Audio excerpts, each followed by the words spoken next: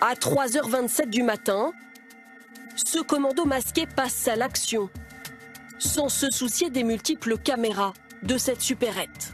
Dès que la première personne rentre dans le magasin, c'est là que ça aurait dû sonner. Alors que le gérant dort tranquillement, Ils sont pas stressés, ils n'ont pas peur. ses rayons sont dévalisés. Bouteilles d'alcool, de soda, pièces de viande. Il ne restait plus un seul paquet dans cette étagère-là. L'intégralité des bonbons Haribo. En 8 minutes, son commerce est mis à sac.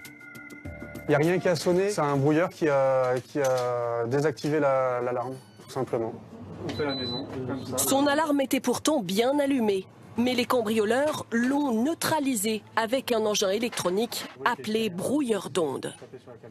On peut en acheter sur Internet à pas cher en plus, mais dans quel but? Je vois pas comment ça se fait qu'on puisse en trouver alors qu'on sait que c'est que pour des choses comme ça, quoi. C'est que pour des vols, de la casse.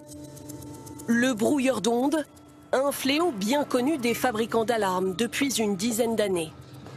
Cette entreprise en utilise légalement pour tester ses propres systèmes.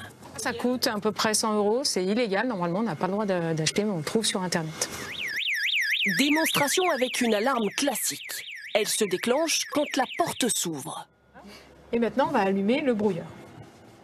Le brouilleur fait écran.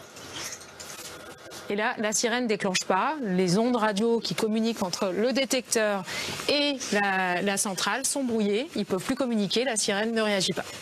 Cette entreprise française dit avoir la parade. Ces détecteurs émettent sur 2 fréquences différentes et contournent le brouillage. Donc là, sur ce système, ça a déclenché puisqu'il utilise 2 bandes radio. Et du coup, le brouilleur a brouillé une seule bande et le détecteur a pu communiquer sur la 2e bande à la centrale puis à la sirène. Utiliser ou détenir un brouilleur est un délit, passible de 6 mois de prison et 30 000 €